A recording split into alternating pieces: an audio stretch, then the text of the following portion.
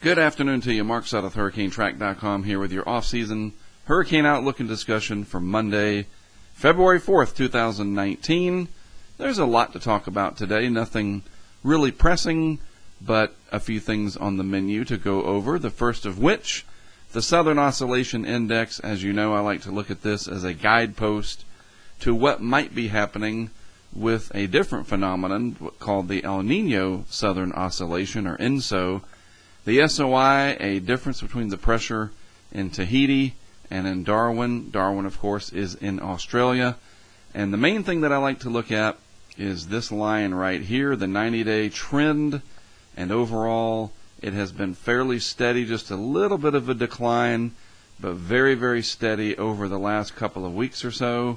And the 30-day had a pretty big dip, of course, and now it's coming up.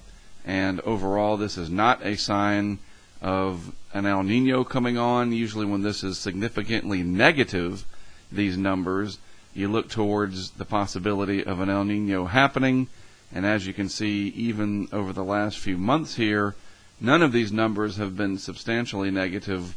Only January there at minus 2.24 was on the negative side, really, and it really wasn't that much. Usually, the Bureau of Meteorology, I believe, at minus 7 on the long term and lower, they start to look at the atmosphere as being primed to producing much more of an anomalous westerly wind across the deep tropics down here, where the trade winds, instead of going this way, normally either slow down so that they are much less prevalent, or they come in from the west, actually much farther over to the west near the western Pacific.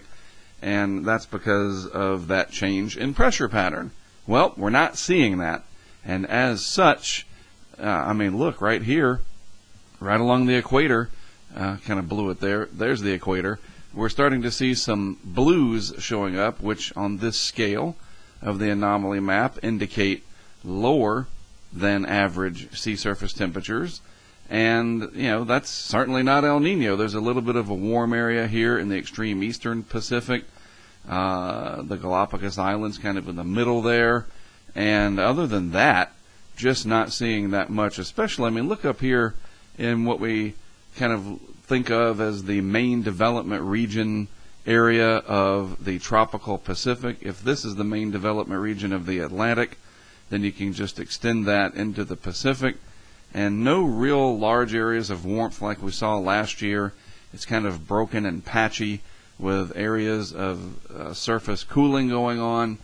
And again, it just continues to lead to the conclusion for me that we are not likely to see an El Nino develop of any significance this year. And if we look at the subsurface anomalies, this is where you take sort of a slice of that same area from the eastern Pacific, which is over here on this side, and the western Pacific over on the left side. Surface is at the top, 450 meters at the bottom here, and a very large area of subsurface anomalies, no doubt, but just not that much, okay? Just a few small areas, way down deep here, more than 100 meters deep, of pretty strong positive anomalies, 2, 3, 4 degrees Celsius looking at the scale. And then you balance that with, this one little area, well, fairly substantial area really, of subsurface cooling even deeper. Okay, so there's just not much happening to make me think we're going to have a significant El Nino in time to enhance the Pacific's role in negating the Atlantic hurricane season, which is now, we're coming up, once we get past February, we are within 90 days. Okay, once we get to March, that's it. The clock really starts to tick, and there's just not that much overall subsurface warmth. And then look here in the East Pac, pretty large area of subsurface cooling. And then right along the surface, you can see some of these little dents here in the armor, so to speak, showing up of normal to slightly below normal temperatures, and that's reflected in the NOAA NESDIS chart here. You can see that right there on the surface. So it all kind of lines up and makes sense. And in the meantime, I mentioned the Atlantic main development region out here, and from Africa all the way out past about 40 degrees longitude, water temperatures running just a little bit above the long-term average. Nothing ridiculously warm. There's not really a catalyst for that right now, something to drive that, but water temperatures are warmer than average out here, and that's something to keep an eye on once we get, of course, mainly in the peak of the season, but no changes that I'm seeing that would make me think that this will start to significantly cool. We know it can happen, but it can also warm pretty quickly as well, as we saw last year, where it was really cool in the beginning of the season, and then all of a sudden, after middle August, that area started to really warm up. Right now, it's already pretty warm, and look down here in the Gulf of Mexico, because I'm going to show you this in a minute on a close-up. That one little area with the loop current in there that I'm drawing in blue, running at above normal, and we can see that on the Gulf of Mexico shot here. These are not anomalies, these are the actual temperatures. An anomaly is a departure from normal, something that's anomalous and it strays from the norm. All right, well, this is your actual sea surface temperature chart, and yeah, that's about 80 degrees Fahrenheit, that loop current, very prevalent in the Gulf of Mexico. I can't remember where I've seen a winter where it was this prevalent in the Gulf this long. Probably doesn't mean anything, and I do not mean to make too much of it in terms of its impact on hurricane season, because as well as I do, that the entire Gulf will be warm enough for intense hurricanes, and I think we got a big lesson in that last year with Michael in October. I mean, goodness, it was October the 10th, and water temperatures were running a little bit above the long-term average in this area where Michael came in, but it wasn't like it was at the peak of the season in September. It still, happened there in October. Water temperatures are always going to be warm enough, unless you get a hurricane to churn them up and upwell colder water, but that's a whole different story. I just think it's unique and different to see this warm water just hanging out here in the Gulf of Mexico throughout the winter. No major Arctic intrusions that lasted too long. It got down chilly in southeast Florida. I saw different people tweeting about that. It was in the 50s, maybe some 40s, I'm sure, in some areas, but mainly 50s and 60s for overnight lows and even daytime highs, I think. But that's it. We just haven't had a brutal cold spell all the way down this far into the tropics and subtropics. It's been confined up there to the upper Midwest and that region, which is okay with me. Not for the folks that live there, but I'd rather not have minus 30 or anything close to that near where I live. No, thank you. All right, so looking off the coast of the Mid-Atlantic and parts of the Southeast and New England, yeah, water temperature is pretty cold up here, as you would imagine. I like seeing this temperature gradient still prevalent, but it's not really that sharp. The difference between out here in the Gulf Stream and the shelf water is not that substantial, because lots of times I've seen this so tight. And when we talk about a gradient, we're talking about the difference in temperature, in this case, over distance. And as an example, 24, 25 Celsius down here, and then closer to the coast and the shelf water, it's looking like, let's scroll down and look at the scale, some of those greens, probably 14, 15, 16 Celsius. So about a 10 degrees Celsius difference between here and maybe right up against the shelf and the coastline, the shelf water as we call it. Well, I mean, I've seen it, and you have too, where the water temperatures there, when it's really cold, can get into the upper 30s to low 40s Fahrenheit, 4, 5, 6 degrees Celsius, and still be in the 20s Celsius in the Gulf Stream. And therefore you have a much stronger temperature gradient, a bigger difference in temperature over the distance covered, a short distance, and that's not really happening this year. So, maybe right here in the Pamlico Sound, to me it's just fascinating. So I look at this and I dwell on it probably a little too much. But overall, the idea is that water temperature is really not too much of a departure from normal. And you look at the anomalies here, except right there off of Cape Hatteras and then up into the extreme northwest Atlantic, very, very warm. In fact, look at this. In the scheme of things, let me use a different color here. Let's outline it in violet, just so it shows up. This area all through here is the warmest anomaly that I can find anywhere on the Western Hemisphere shot, up in the Northwest Atlantic. For what that's worth, that too will be something to monitor during the peak of the hurricane season, because that can strengthen the ridge over the Northwest Atlantic. We're getting way ahead of ourselves, but these are the things that I like to monitor. We see them set up in the off season, and we see if they persist when things get started in the season itself. All right, moving on to the lower 48 weather, as I like to do in this off-season discussion, mainly to see if we have any big storms coming to make people aware of, especially the big winter storms, of course, during winter. And then as we progress towards spring, do we have any big tornado outbreaks or any potential flooding events? Southeast Texas in the springtime notorious for sometimes having those big flood events. Parts of Louisiana as well. We'll use red for a little bit. But for now, it's still winter, and so we have these rather nasty wind chills and just overall cold temperatures in the upper Midwest, stormy in the west itself along the west coast and into portions of the Great Basin, and Washington, Oregon, down through Nevada, Southern California, Southern Nevada, stormy out west and chilly all throughout this area. Probably some troughiness and deep low pressure out here. Meanwhile, the ridge is trying to build over the southeast and east, and it's going to warm up all the way through Ohio into New York and melt some of the ice that's everywhere, the things that are frozen, including pipes, and also any snow that fell. All right, that'll start to melt away, and you're going to have some flooding problems if it's too quick and too much all at once. But yeah, the warm weather is coming back. And I want to show you something.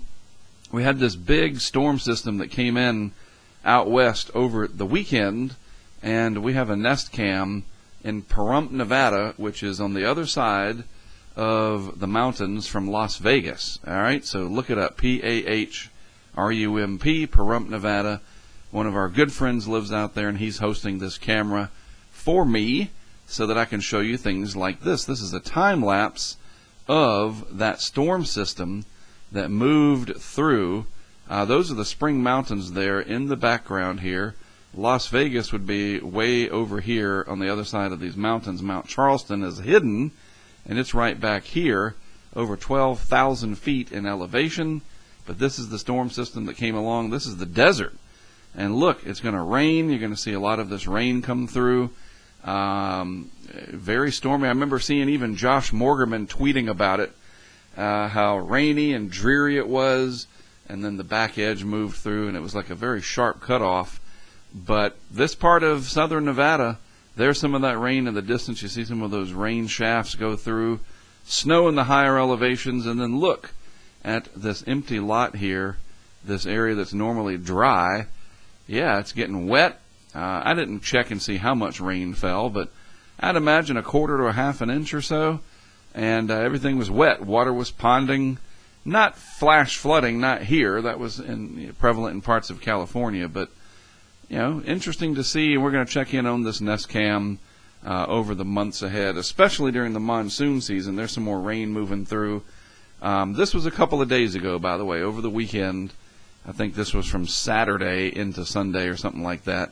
And I just wanted to show you. We'll check in on this cam every once in a while, especially when you can see Mount Charleston. Look at all that rain that fell right there. Hey, this is real good for the folks out there, believe it or not. Not good to, when it's happening, but you need the rainfall, and it builds the snowpack up in the higher elevations. So I guess all in all, no complaints there. All right, satellite shot. Haven't really shown satellite pictures in a while. Really haven't had much of a need, but things have been kind of interesting as of late. Here's the overall pattern of troughiness and low pressure out west, tap of moisture coming out of the slightly warmer Pacific, but we went over that already. It's not that much warmer, but a lot of energy and a lot of storminess out west. And this little feature, we'll zoom in on it in a second, kind of the leftovers of a storm system and some energy that got offshore. But overall, ridging is going to be developing over the east and the Gulf of Mexico and the Caribbean, and it's going to be really nice. It's like already in the mid to upper 60s here in Wilmington, North Carolina, where I am. Parts of the Gulf Coast down here could hit close to, if not exceeding, 80 degrees, which will be fantastic. I think so. But you know what? It's a good thing. It's great that it's not September 1st or something like that, or September 4th, or even August 4th. Very interesting feature, high-resolution satellite shot here from tropicaltidbits.com. It looks really interesting, and if we didn't have so much dry, stable air all throughout this region, and it was several months down the road, the Hurricane Center would have talked about this on a special tropical weather outlook. It's just an occluded low-pressure area.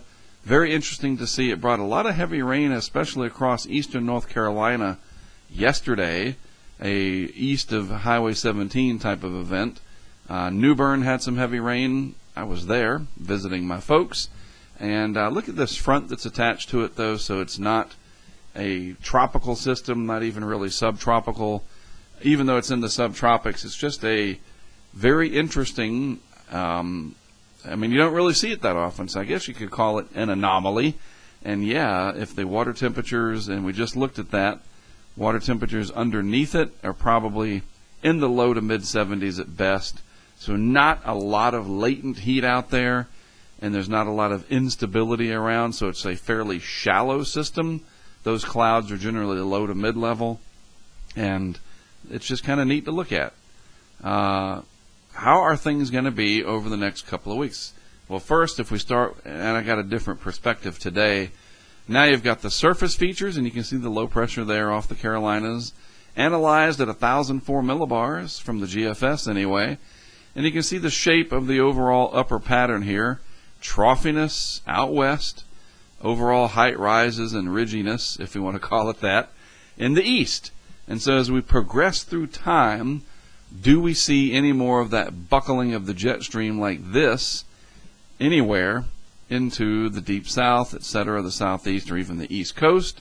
Well, let's find out. We move through the increments of time, and over the next week or so, as I'll stop it here, the ridge just amplifies coming out of the Caribbean, nosing its way up. Generally, the heights are rising, meaning warmer temperatures all the way up across the east here, and a sharp trough out west. So, if you like skiing in Jackson Hole, Wyoming, Vail, Colorado, Steamboat, etc., this is the pattern for that, because it's going to be very cold.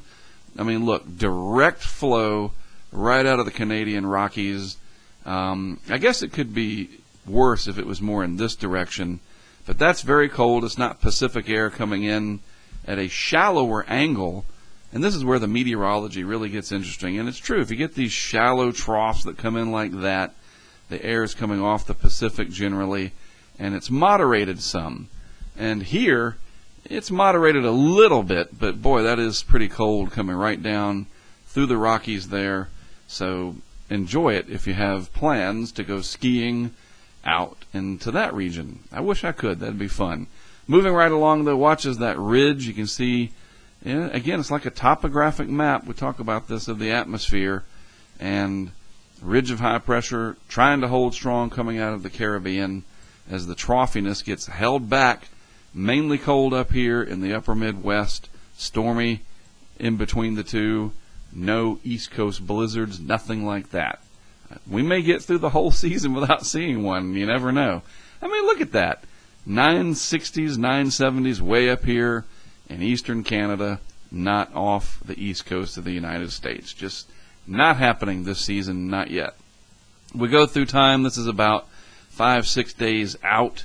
And generally speaking, except for the extreme northern tier of the country, most of the flow is zonal, even though it's kind of at an angle there. It's not perfectly east to west, but that is not a cold signature at all, as they say. It's mild to warm in some spots. Warm down in Florida. We're going to see a lot of tweets about that. Brian McNulty on Twitter He tweets often about the hot and humid winter, and as do other people that we follow. Eric Blake, I see him tweeting about the warm winters from time to time. But then look what happens as we get out past a week or so. That ridge starts to shrink down there off of Florida, and a little bit of a drop in the heights down into the lower 48 more than we would have seen the week prior. But now we're getting out towards day 8 and 9 and beyond, and things can change. Maybe this won't happen like we're seeing. Maybe it will. 3 weeks. What am I trying to say? 384 hours out, long time into the future, but that's not a cold look either. This could be completely wrong, and you have a deep longitudinal trough all the way down to Havana. You never know. That's in Cuba, by the way. Rather not see that, but that's not a bad look if it continues, and that takes us out to February 20th, for what it's worth. We don't do that during hurricane season, go looking at models 10, 15 days out, because a hurricane is a specific weather feature. I like to look at the upper air ideas, and those are larger features, probably not going to be anywhere near accurate like that 10 days, 15 days out, but it gives you a little bit to look at and say, okay, at least there's no major signs of just ridiculous Arctic cold. I mean, honestly, if we're not going to have any big blizzards or anything like that on the East Coast, then forget it. Let's just go on to spring. Bring on the warm weather and all things related. All right, well, that is it from me for today. Covered a lot. Nothing really major happening, but a few things to watch. So there you go. You're all caught up for the week ahead. I appreciate you tuning in. I am Mark Sudduth, HurricaneTrack.com. Thank you so much for watching. We'll reconvene early next week.